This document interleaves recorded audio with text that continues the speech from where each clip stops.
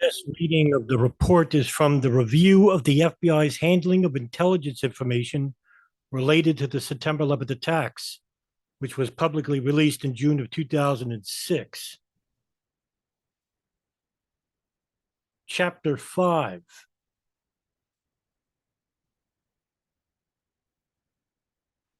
The chapter in which I'm referring to is from the intelligence community's information regarding two Al Qaeda operatives, Khalid al-Mihdhar and Nawaf al-Hazmi. The section I'll be reading from is Hazmi and Mihdhar in San Diego, in which there'll be 5 data points in which I will read from. 1. Introduction. The second set of events that may have led to the FBI to discover Mihdhar and Hazmi's presence in the United States related to their stay in San Diego. As noted above, on January 15, 2000, al-Mihdhar and al-Hazmi boarded a flight to Bangkok, Thailand for Los Angeles. They were admitted to the United States on non-immigrant visitor visas and authorized to remain in the United States until July 14, 2000. Shortly after arriving in Los Angeles, they traveled to San Diego, California, where they were aided in finding a place to stay by Omar al-Bayoumi. Bayoumi had been the subject of an FBI preliminary intelligence investigation that had been closed. In late May of 2000, al-Hazmi and al-Mihdhar rented a room in the residence of an FBI asset. Mihdhar remained in San Diego until June 10, 2000, when he left the United States. By the way, that FBI asset was known as Abdus Sheikh, who was given a codename Stan by his handler, FBI agent Stephen Butler from the San Diego field office. Al-Hazmi remained in the San Diego area until approximately December of 2000, when he moved to the Phoenix, Arizona area. In Phoenix, Hazmi lived for approximately 3 months with another September 11 hijacker, Hani Hanjour. In April 2001, al-Hazmi and Hanjour moved to New Jersey and remained on the East Coast until September 11th. While residing in San Diego in 2000, al-Mihdhar and al-Hazmi did not act in an unusual manner that would draw attention, but they did not attempt to hide their identities. Using the same names contained in their travel documents and known to at least some in the intelligence community, they rented an apartment, obtained driver's licenses from the state of California and from the California Department of Motor Vehicles, opened bank accounts, and received bank credit cards, purchased a used vehicle and automotive insurance, took flying lessons at a local flying school, and obtained local phone service that included al-Hazmi's listing in the local telephone directory.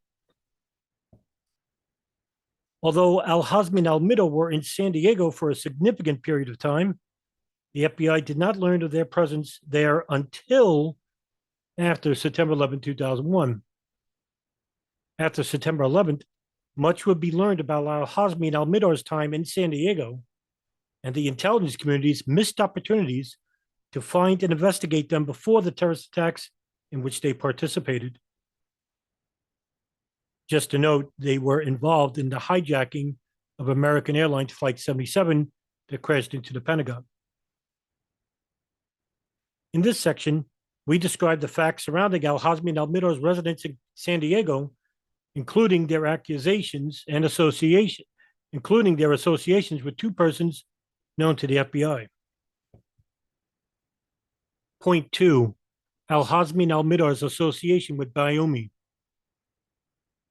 Omar al-Bayoumi is a Saudi Arabian national who came to the United States in 1993. In early 2000, he had been living with his wife and 4 children in San Diego for at least 4 years.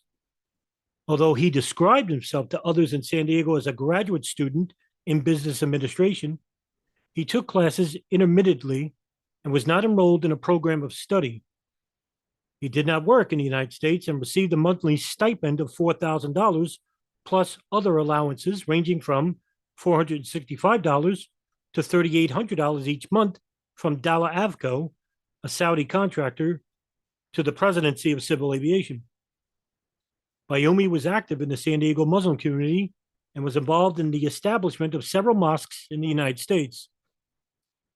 In September 1998, the FBI's San Diego field office opened a preliminary inquiry on Bayoumi based on allegations raised by the manager in the apartment complex which he was living in at the time.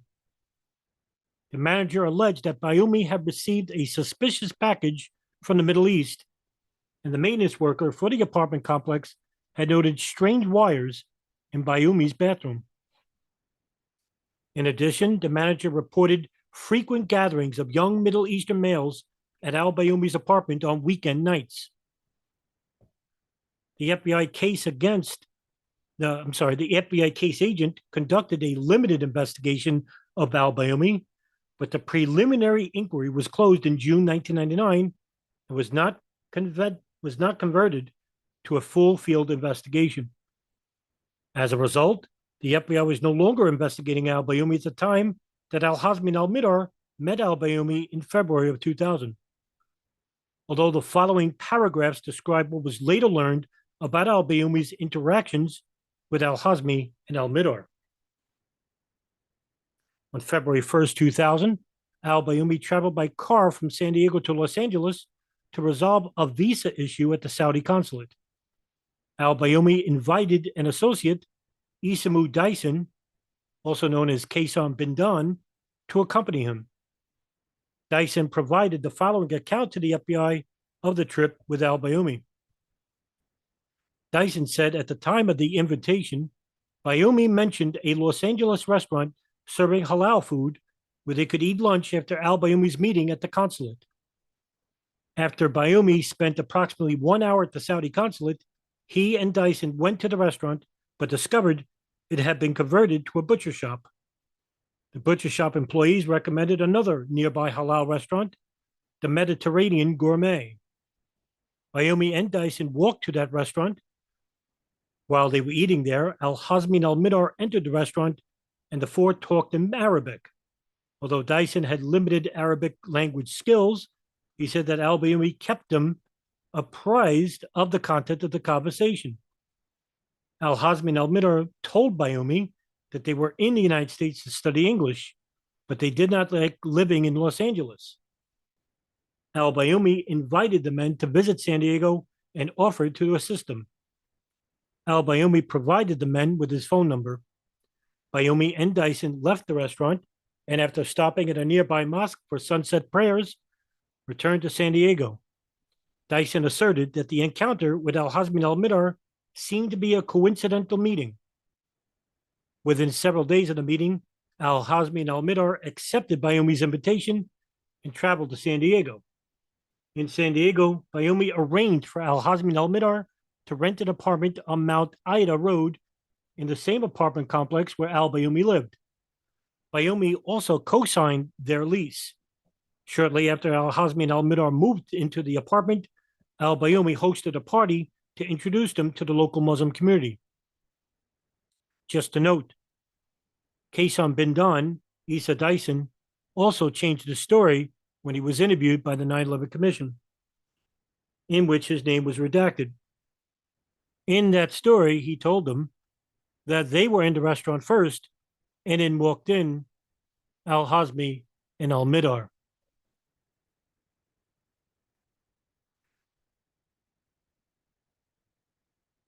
Within a few weeks of moving into the apartment, al-Hazmi and al-Mihdhar filed a 30-day notice to vacate the apartment, apparently to move to another apartment. However, they later rescinded the vacate notice and continued to lease the apartment until June 2nd, 2000. The apartment manager told the FBI that al-Bayoumi and al-Hazmi paid al-Mihdhar and al-Hazmi's first month rent and security deposit because they had not yet established a local bank account, and the apartment complex would not accept cash. Bayoumi paid al-Hazmi and al-Mihdhar's first month rent. A review of Bayoumi and al-Mihdhar's financial records after September 11, 2001 indicate that al-Bayoumi was reimbursed for this expense on the same day it was paid. Point number 3, al-Hazmi and al-Mihdhar's communications. On March 20th, 2000, a long-distance telephone call was placed from al-Mihdhar and al-Hazmi's Mount Ada apartment to a suspected terrorist facility in the Middle East linked to al-Qaeda activities. A record of the call was captured in the toll records. After the September 11 attacks, the call was identified through a record check.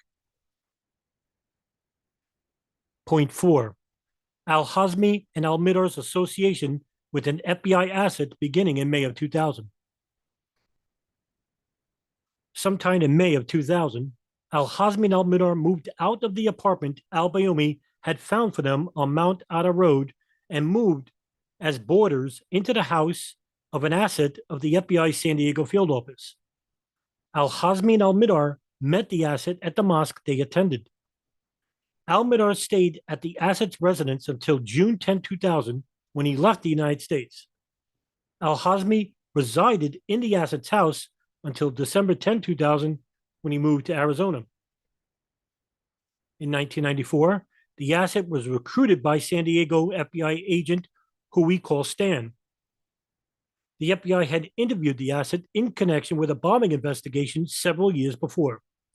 Stan remained the asset's handling agent or control agent until Stan retired in February of 2002. I'm sorry, I got something mixed up. I want to note that Stan was the agent and the FBI informant Abdulsadah Sheikh was not Stan. It was the FBI agent, Stephen O'Brien. The asset was opened on May 14th, 1994. He worked as an informational source, providing to the FBI information acquired in his normal daily routine. He normally was questioned about specific individuals who were under investigation by the FBI, although he occasionally volunteered information that he thought might be relevant. According to Stan, during some periods, he would talk to the asset several times per day, but there were periods in which he did not talk to him for several weeks or months. Stan said that many of their conversations were about family matters, the informational asset's health, and other non-substantive issues. In 1996, the asset began renting out rooms in his home. Prior to September 11, 2001, he had 14 different boarders in his house, including al-Hazmi and al-Mihdhar. When al-Hazmi and al-Mihdhar rented rooms from the asset in 2000, 2 other persons also were renting rooms there.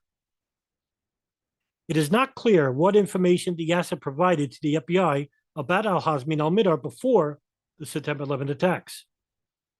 After the attacks, the FBI interviewed the asset and asked about the conduct and activities of al-Hazmi and al-Mihdhar while they were living with the asset. In those interviews, the asset described them as quiet tenants who paid their rent. He said they were good Muslims who regularly prayed at the mosque. The asset said that al-Hazmi and al-Mihdhar would often go outside when using their cellular telephones.